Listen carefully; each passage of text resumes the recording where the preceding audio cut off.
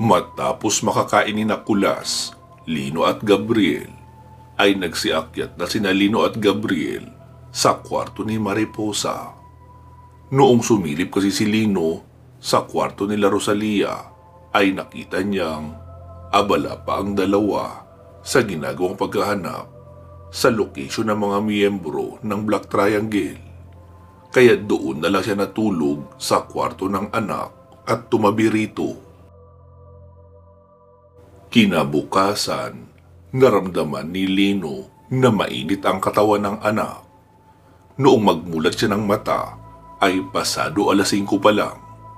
Nakita niyang mahimbing pa rin ang tulog ni Mariposa. Bumangon si Lino at lumapit sa dilag. Hinaplos niya ang noo nito at hinawi ang buhok na tumatakip sa mukha. Agad namang nagising ang magandang dilag at napatingin kay Lino. "Lino, bakit?" tanong ni Mariposa. Mariposa, si Gabriel kasi, mukhang mataas ang lagnat. Siguro dahil sa proseso iyon na ginawa namin kahapon. Pero huwag ka mag-alala, normal na reaksyon lang yan ang katawan niya dahil nasobrahan yan sa pagod at sakit na naramdaman. Walang mangyayaring masama sa kanya, lalo at nasa loob niya naman si Ermitanyo. Kailangan niya lang ng mahabang pahinga. Punasan mo na rin ang bimpo na binasa ng tubig para maging presko ang pakiramdam niya. "Okay, sige Lino. Maiwan ka muna rito. Bababa lang ako para kumuha ng bimpo."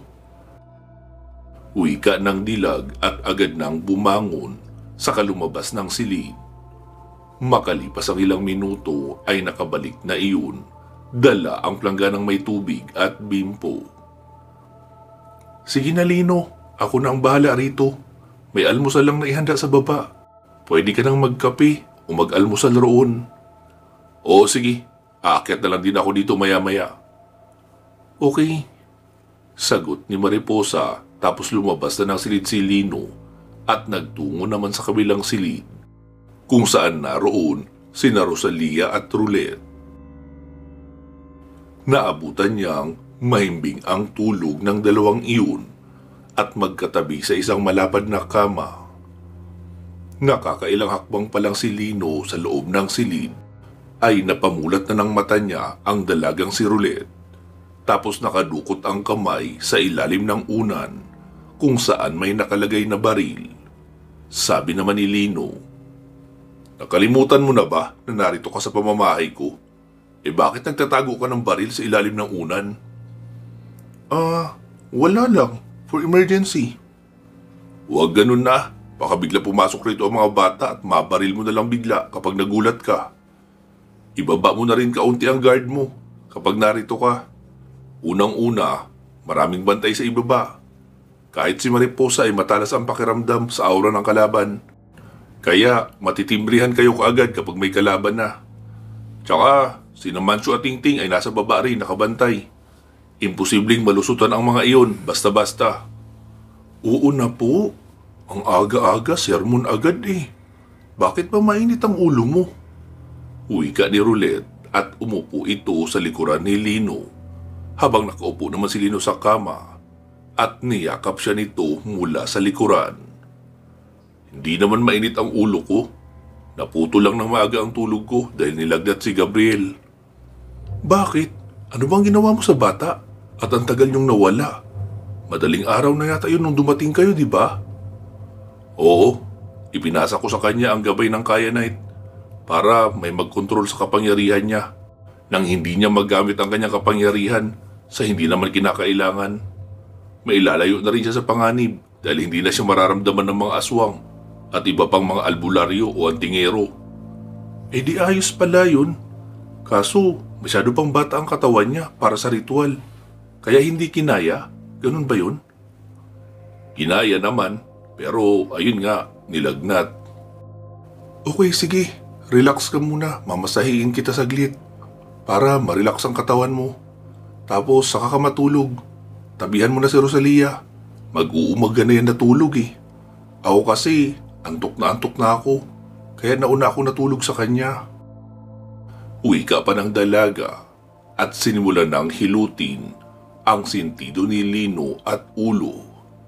Pagkalipas ng ilang minuto ay balikat at likuran naman ang minasahe.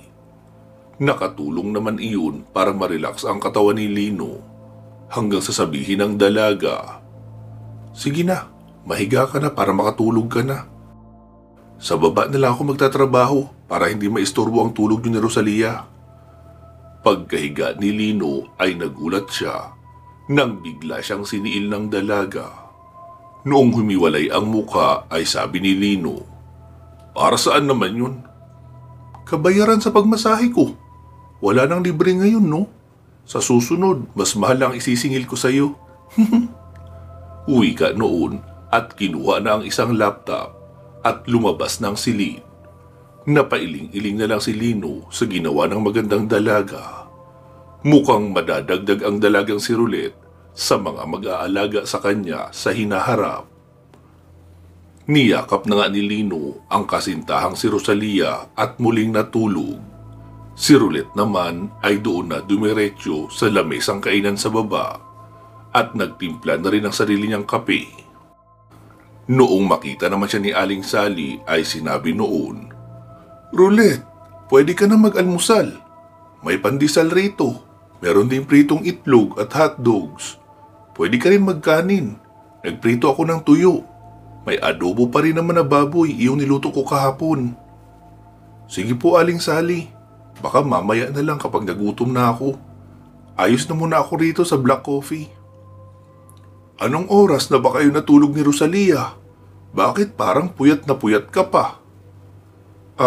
Ako po, 2:00 yata iyon nung natulog ako. Si Rosalia naman, baka mag-aalas 5 na." "Ha? Talaga? Mukhang seryoso talagang tinatrabaho niyo ah." Opo.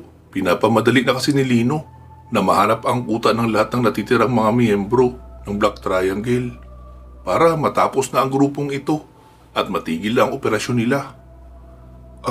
Roulette, sa tingin mo ba ay kakayanin ng anak ko na lumaban ng maayos ngayong wala na sa kanya yung gabay niya na si Apo Azul ba yun? Yung tinatawag niyang ermitanyo. Nag-aalala kasi ako eh. Sa tingin ko kasi, yung ermitanyo ang palaging tumutulong sa kanya sa mga laban. Naku, Aling Sally, hindi niyo talaga kilala ang anak niyo pagdating sa kanyang pagiging babaylan. Yung kapangyarihan na hawak ni Apo Azul ay hindi ang pinakamalakas na kapangyarihan na hawak ni Lino. Meron pa siyang mutya ng kidlat at sinukuan sa loob niya. Yung galing raw ba sa katawan noong kapatid ni Mariposa? Bet ba ang pangalan noon? Iyon daw ang pinakamalakas na sandata ni Lino. Kaya huwag po kayong mag-alala sa kanya. Masyado lang humble kumilos si Lino. Pero grabe ang kapangyarihan na tinataglay niyan. Ganun ba, Roulette? Salamat sa paglilinaw mo ha. Wala kasi talaga akong alam sa mga ganyang detalye na tungkol sa kapangyarihan. Para sa akin kasi, kapag babaylan o albularyo, ay iyon na yun. Kung ano lang ang nakikita kong kayang gawin ng tatay ko, yun lang din ang alam ko. Maliban na rin sa ilang aksyon na nakita ko na ginawa ni Lino noong nasa Vilictican City kami. Pero maliban roon, ay wala na akong alam. Huwag po kayong mag-alala, Aling Sally. Maliban rin kay Lino, nariyan pa si Kulas, Tingting at Manso na palagi nakabantay sa kanya. At alam natin na isa ring babaylan si Kulas, diba? Kaya imposibleng manganib si Lino basta-basta. Ako naman, kahit hindi ako babaylan, narito rin ako para bantayan si Lino, gamit ang alam ko sa armas at teknolohiya. Oo, tama ka dyan, Roulette. Kaya maraming salamat din sa'yo, dahil nariyan ka palagi para bantayan si Lino. Teka nga, hindi ko maalalang may naikwento si Lino sa akin kung paano ko niya nakilala. Paano nga ba? Ganun po ba? Di, ako na po magkikwento. Tauhan po ako ng kalaban ni Lino at isa akong asasin. Sikretong pumapatay ng mga target. Si Lino ang target kong patayin. Nanlaki naman ang mga mata ni Aling Sally sa narinig. Aling Sally, relax lang po kayo. Namutla na kayo agad eh. Past events po itong ikinikwento ko, hindi kasalukuyan. Tauhan nga ako ng kalaban ni Lino. Pero kaya ako naroon dahil may target akong patayin. Personal vendetta naman ang dahilan ko roon. Kaya sumama ako sa sindikato ni Mayor Cerex. Ang ipinapapatay nila ay si Lino. Nakita ko na noon sina Lino sa loob ng isang kainan kaya ako pumunta roon. Tapos may mga agent naman ng Marine Corps na humahanting sa akin. Hindi ko alam na may sniper pala sa itaas ng isang building. Binaril ako sa ulo. Pero nagulat ako nung may isang lalaki na tila iyayakapin ako. Na parang may sinalo sa may likuran. Si Lino ang lalaking iyon. Sinalo niya ang bala kaya hindi yun tumama sa akin. Kaya magmula noon ay nagbago na ang tingin ko kay Lino. Inimbestigahan ko lahat ng kilos niya at kung anong klaseng tao siya. Hindi ko siya pinatay. Bagkus, sinabi ko sa kanya ang totoo. At noong maganap ang digmaan sa San Agustin, ako ang tumulong sa kanila mula sa loob dahil hawak ko ang main control ng buong compound roon. Ako ang nagpapasok sa kanila sa mga entrance at ako rin ang dahilan kung bakit sila nakaligtas. Pero ang kapalit ay ako. Ako naman ang naipit sa loob kasama ng pagguho ng gusali. 2 linggo ako nasa loob ng gusali na lumubog. Pero ako pa ba? Assassin nga ako, di ba? Kaya nagawa ko namang makalabas roon kahit medyo natagalan. Tapos, iyon na yung pagpunta ko sa inyo sa San Narciso. Nagpakita ako kay Rosalia at sinabi kong kailangan ko ng matutuluyan dahil wala akong kapera-pera. Dahil kasamang lumubog ng gusali ang lahat ng gamit ko. Magmula noon ay patuloy na akong tumutulong sa mga misyon ni Lino ng palihim. At heto nga, naging empleyado ako uli ng Vinictican City para matulungan ko si Lino. Kaya nailigtas ko rin kayo noong makorner kayo ng mga sundalo ng Dragon Corps. Dahil ako naman ang may kontrol noon sa mga drones na lumilipad sa itaas. Manghang-mangha naman si Aling Sally sa narinig. Wow, ang galing mo naman pala, Roulette. Maraming salamat sa iyo, ha. Maraming beses mo nang nailigtas ang buhay ng anak ko at ni Rosalia. Pati na kaming buong pamilya ay nailigtas mo rin. Naku, Aling Sally, don't mention it. Mura lang ako maningil. Sapat na sa akin ang kape sa umaga at simpleng pagkain sa umaga, tanghali at gabi. At matutulugan na rin, nakatabi sina Lino at Rosalia. Tumaas naman ang kilay ni Aling Sally. Talaga bang gusto mo ang ganoon palagi? Nakatabi sila. Paano naman ang privacy nilang dalawa bilang magkasintahan? Wag mo na pong itanong, Aling Sally. Mahiwaga ang mundo, pati na ang mga tao. May mga bagay rin na hindi ka panipaniwala pero nangyayari. At wag nyo na pong alamin, ha, dahil sasakit ang ulo nyo. Tumatawang wika pa ni Roulette. Sabi naman ni Aling Sally, ay, ewan ko ba sa mga kabataan ngayon? Ang dami na talagang kakaiba at mahirap ipaliwanag. Ay siya, maiwan na kita. Kumain ka na lang, ha, kapag gusto mo. Nariyan naman lahat ng ulam sa gitna ng lamesa. Aakyat na muna ako sa kwarto ni Mariposa. Nilalagnat raw kasi ang apo ko. Oo nga daw po eh. Sagot naman ni Roulette, tapos iniwan na siya ni Aling Sally. Samantala, sa bahagi naman nila Benny, pagkatagos nila sa Santa Barbara, ay susugod na siya dapat sa opisina ng Marine Corps upang taniman ng bala ang ulo ni Direktor Regalado dahil sa ginawa nitong pagpapadala ng 2 missile sa Vinictican City nang hindi malang inaalam ang sitwasyon ng mga ipinadala niya roon na magsagawa ng covert mission. Nagsalita si Lance. Sir Benny, alam po namin ang galit na nararamdaman mo. Ganon din naman kami. Pero sa tingin ko po, ay pwede pa itong idaan sa profesional na paraan para maareglo ito.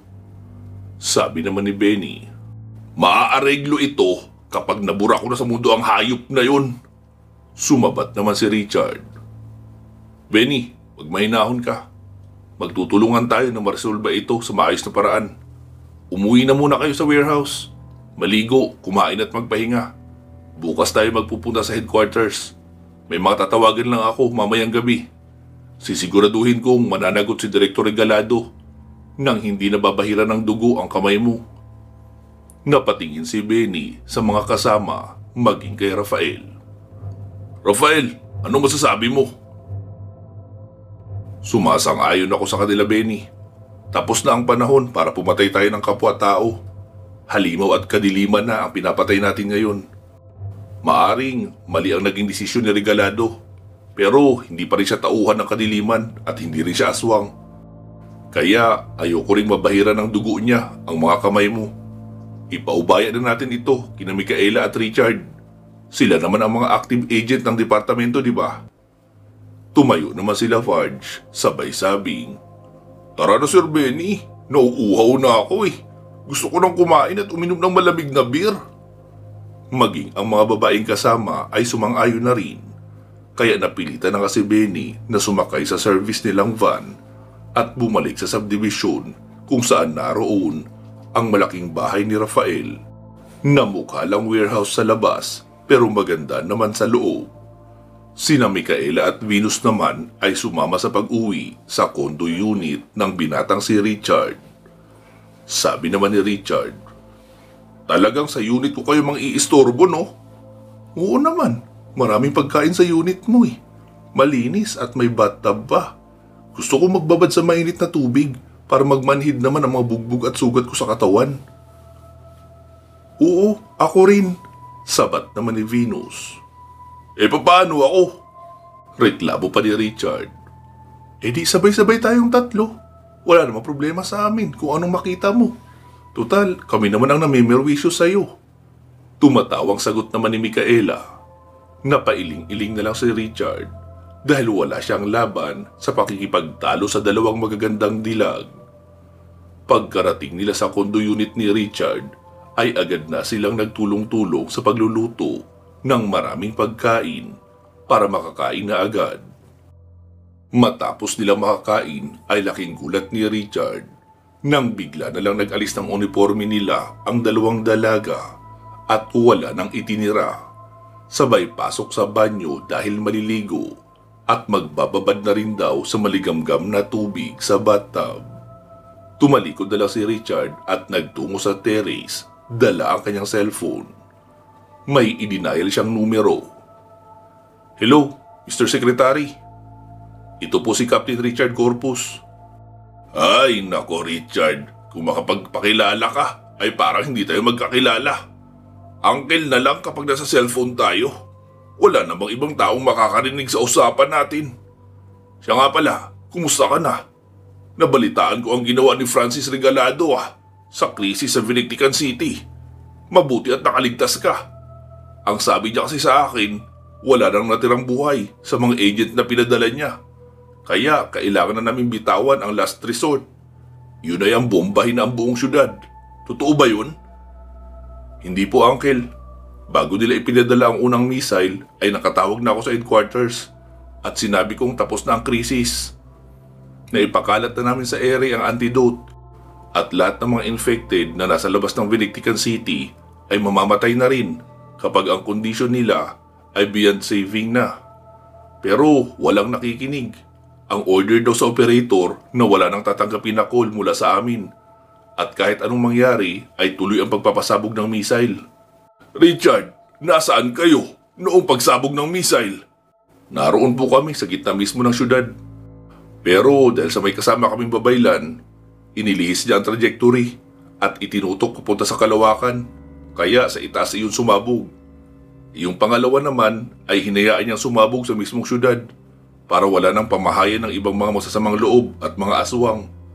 Pero pinalabas muna kami ng syudad." "Paano ba yun nagawa ng babaylan na kasama niyo?" "Parte na yun, Uncle, ng kakayahan niya bilang babaylan." "Ilan naman kayong natirang buhay at ilan ang nailigtas sa Vinictican City?" "Nakapagligtas kami ng 14 na civilian. Tapos 2 ang nasawi na miyembro ng Marine Corps. Wala ring may malalang napinsala sa amin." Ganun naman pala karaming nailigtas at 2 lang ang nasawi sa inyo. Bakit hindi ba lang nakinig sa inyo si Francis?" "Yun nga po ang hindi ko maintindihan eh. Ano po bang order niyo sa kanya, Uncle?" "Ang sabi ko, kung wala na talagang pag-asa ay saka nabitawan ang huling solusyon. Kaysa naman makarating pa sa ibang mga kalapit na bayan ang mga infected. Kaya akala ko lost contact na talaga kayo. Mukhang Hindi kwalipikado maging head ng Marine Corps si Francis. Palagi lang siyang nasa opisina. Walang sariling desisyon at palagi lang naghihintay ng suhestyon ng mga opisyal niya. Kailangan natin ng mamumuno na parehong may kaalaman sa kalaban na normal na tao at kababalaghan. Yung patas magdesisyon sa ganoong usapin. Meron ka bang mairerekomenda, Richard? Si Rafael po sana. Hindi, Richard. Ayoko kay Rafael. Hindi sa wala akong bilib sa kanya. Pero ang point, dati siyang pusakal na kriminal at isa ring birador. Oo, magaling talaga siya. At ginamit rin siya ng gobyerno dati na maipanalo ang mahihirap na laban. Pero pang sundalo ang kanyang kakayahan, hindi pang leadership. Meron ka ba bang ibang naiisip na sa tingin mo fair mag-isip? Opo, Uncle. Si retired Colonel Benny Alonso. Nagretiro siya na may outstanding record. Best friend niya si Rafael. Kaya kung may problema ang kahalintulad ng Biniktikan City, maaari siyang mahinga ng tulong. Maliban roon, kakilala rin nila at malapit nila na kaibigan yung babaylan na sinasabi ko na nagligtas sa amin ng maraming beses doon sa Biniktikan. Bihasa ang grupo nila sa problemang may kinalaman sa mga engkanto at aswang. Sa katunayan, pinagpapatuloy pa ng babaylang iyon ang paghunting sa iba pang mga miyembro ng sindikatong Black Triangle. Isang opisyal lang ng grupong iyon ang namuno sa Biniktikan City. Kaya hahanapin pa ni Lino ang pinakapinuno talaga nila para maputol na raw ang kasamaan. Sige, mag-set ka ng appointment bukas kay Colonel Alonso. Magpunta kayo sa headquarters bukas at magsiset ako ng teleconference meeting kasama si Regalado. Tatawagan ko na rin siya at hihingi ng briefing. 10 a.m. ang meeting, kaya dapat naroon kayo. Okay po, Uncle. Copy. Sagot ni Richard at pinatayan na siya ng tawag ng kanyang tiyuhin na isa ring Secretary of Defense.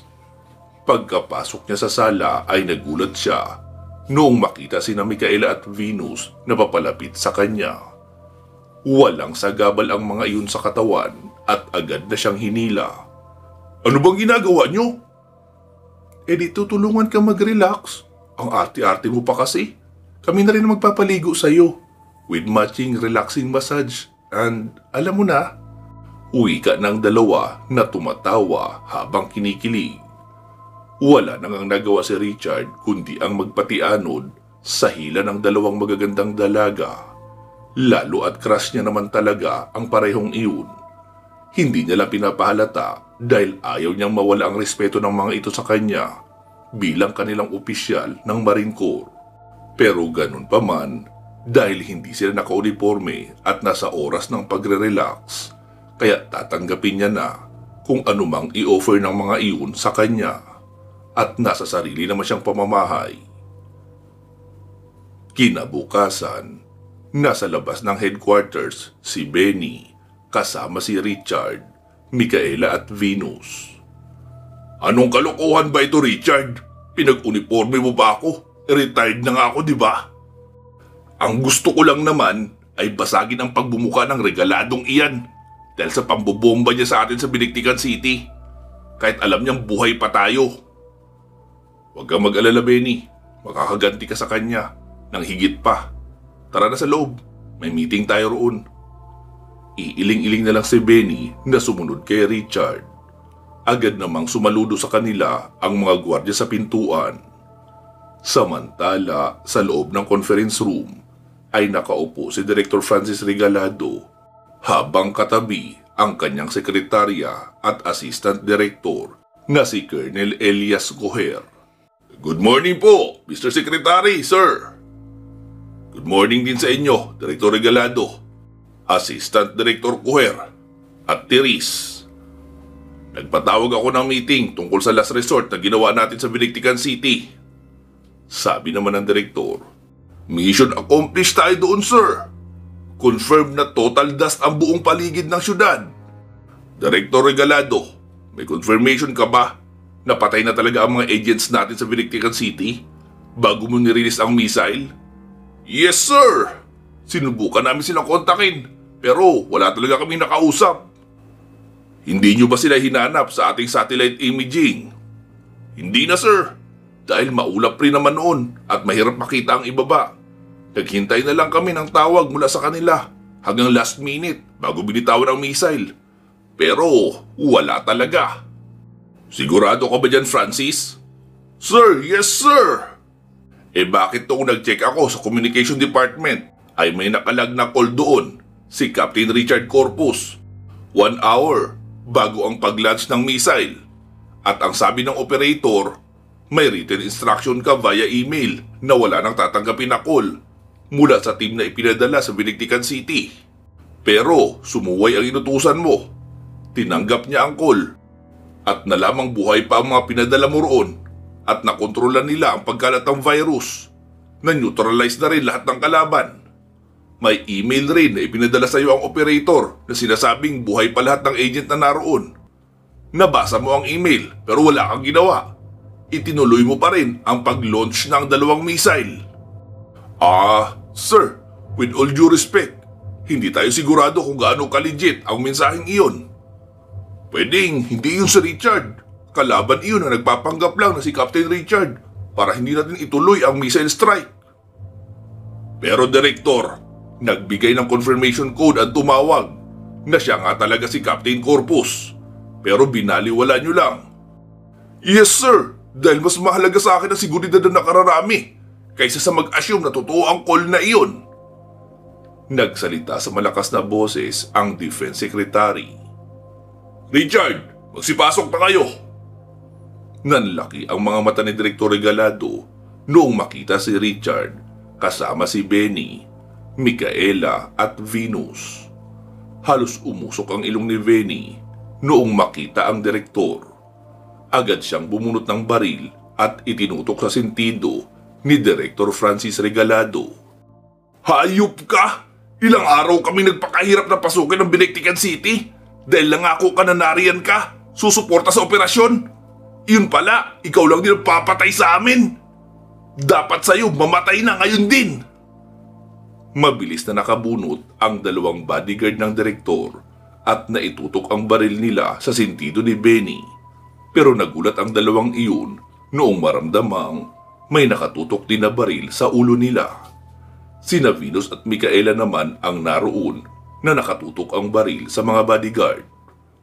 Sige, iputok nyo yan sa ulo ni Colonel Benny Alonso nang kumalat rin ang utak nyo rito sa conference room. Tamang-tama, pwede magpaluto ng sisig si Defense Secretary dahil maraming utak na pwedeng ihalo.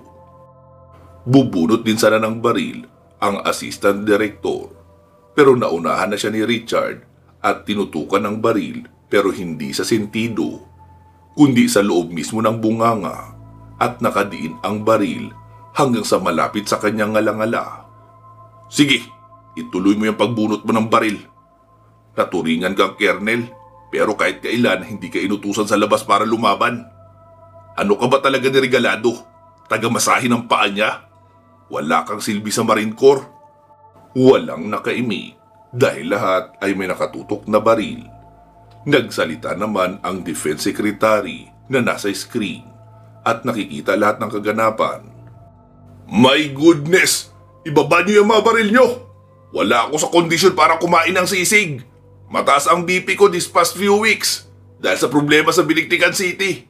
Kaya wala mo ng mga harvest ng utak. Sige na Richard, simulan mo na. Ibalik nyo na sa holster ang mga baril nyo. Disarmahan nyo rin ang 2 guard na yan, pati na si Assistant Director Coher. Agad naman iyong sinunod ni Richard. Si Benny naman ay panay pa rin ang diin ng baril niya sa ulo ni Director Regalado. Sabi naman ni Richard, tama na yan Benny, ako na ang bahala rito, maupo ka na. Naupo na nga si Benny sa upuan katapat nila Director Regalado. Muling nagsalita ang Defense Secretary. Malinaw na sa akin ang nangyari. Malaki ang naging kapabayaan mo Francis at muntik mo nang maipahamak ang maraming tao na pinakisuyuan natin na lutasin ang problema para sa atin. Kung hindi mo pa alam ang full report, ay ako na magsasabi sa iyo. 14 na sibilyan ang nailigtas nila noong gabing iyon. Tapos may 2 nasawi sa panig natin, sina Agent Kim at Agent Jenna. Maliban doon ay wala na tayong casualties. Kaya masasabi kong successful ang mission na isinagawa nila Richard. Kulang ka lang sa monitoring at pagbibigay ng assistance sa kanila. Kaya hindi mo alam. Inaalis na kita bilang direktor ng Marine Corps. Pati rin ikaw, Assistant Director Coher. Makakauwi na kayo. Ipapatawag ko na lang kayo para sa next assignment na ibibigay ko sa inyo. Pero asahan nyo ang next assignment nyo ay sa field para masubukan nyo ang pakiramdam ng mga nagtatrabaho sa frontline at kung bakit mahalaga ang support ng headquarters. Kayo naman 2 bodyguard, makakauwi na rin kayo. Suspendido kayo ng 2 linggo. Micaela, kunin nyo ang mga baril nila ha at isubmit sa Firearms Division. Makakaalis na kayo. Uwi ka ng Defense Secretary, kaya tumayo na ang 5 at lumabas na ng conference room. Sabi naman ni Benny, "Ganun-ganun lang yun? Matapos nila tayong pagtangkaang patayin?" Sabi naman ni Defense Secretary George Asuncion, "Colonel Benny Alonso, I am personally appointing you as the new director of the Marine Corps. Sana maging aral sa'yo ang ginawa sa'yo nila Francis. Alam kong maaalagaan mong mabuti ang lahat ng agent ng Marine Corps, lalo at dati ka rin naglingkod rito bilang opisyal nila." "Ha? Sigurado ka dyan, Mr. Secretary?" Gulat na tanong ni Benny. "Oo naman. I'm confidently sure sa desisyon ko. Besides, hindi ka naman mag-isa sa pamumuno ng Marine Corps. Si Captain Richard Corpus ang iyong magiging assistant director. Si Micaela naman ang magiging head ng operations and tactical department. Ikaw naman, Venus, ang magiging head ng internal affairs. Maliban sa inyo, remain sa post nila lahat ng officers. Siya nga pala, ipaabot nyo na rin kay Rafael at doon sa kaibigan nyong babaylan ang aking taus-pusong pasasalamat. At maghingi na rin ng dispensa sa ginawa ni Francis Regalado na pagpapadala ng missile sa location nyo. Si Rafael nga pala, Benny, gawin mo na rin advisor at operation consultant. Pwede mo rin siyang kunin bilang training commander para sa mga newly hired agents natin. I'm sure kakaibang kalibre ng mga agent ang magiging produkto mula sa pagtuturo ni Rafael. Are we all clear?" "Yes, sir." Sagot naman ng lahat. "Eh di sige na. This meeting is adjourned. Magpapadala na lang ako ng memorandum after 30 minutes regarding newly appointed officers ng Marine Corps." "Yes, sir." Sagot pa ng lahat at bigla nang nag-block ang screen na kanilang tinitignan. Sabi naman ni Benny, "Ano na nga ang nangyari? Parang pumunta lang ako rito para basagin ang pagbumuka ng Regaladong yun eh. Tapos ako na bigla ang naging direktor ng Marine Corps." "Sir Benny, congrats." Wika ni Richard at niyakap si Benny. Maging sina Venus at Micaela ay niyakap na rin siya. "Teka Richard, may duda ako eh. May kinalaman ka sa lahat ng nangyaring appointment ngayon?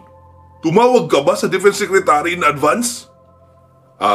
Oo, kagabi." "At sinagot niya naman ang tawag mo?" "Oo naman. Pwede niya bang hindi pansinin ang kanyang paboritong pamangkin?" "What? Tiyuhin mo si Defense Secretary Asuncion?" "Oo, kuya siya ng nanay ko. Kaso inampun siya ng isang general. Tapos nagsundalo siya hanggang sa naging general na rin. Iba ang apelyido niya dahil legally adopted siya. Kaya nakuha niya ang apelyido ni General Max Asuncion. Yun yung nag-ampon sa kanya." Sabi naman ni Venus, "Tatahi-tahimik ka lang pala, sir. Malakas pala ang kapit mo." "Abay, oo naman. Kaso ayokong umangat ang ranggo ko sa pamamagitan ng kapit. Dapat mapupromote ako dahil sa pinaghirapan kong trabaho. At ito na nga yun." Napailing-iling na lang si Benny sa narinig. "Tara na sa opisina mo, Director Benny Alonso. Nang makuha na natin ang mga codes na kailangan hawak mo. Lalo na ang mga codes ng missiles." "Okay, sige, tara." Nako, ewan ko lang kung ano sasabihin ng kulokoy ni si Rafael kapag nalaman niya ang balitang ito. Siguradong magtatumbling yun sa kakatawa. Ayaw na ayaw pa naman noon na may boss siya. Tapos kukunin natin siya bilang training commander. Malaki ang tiwala ko sa iyo, Sir Benny, na kaya mong pasunurin si Rafael. Hindi bilang isang tauhan, kundi bilang kaibigan na magiging kaagapay mo sa pagpapanatili ng kaayusan ng Marine Corps at buong lalawigan. Sa bagay, may punto ka dyan, Richard. Wala rin namang masama kung susubukan kong magsabi sa kanya. Kung ayaw niya, edi hindi pipilitin. Tapos sasabayan ko na lang ng kaunting pagtatampo para lumambot ang puso niya.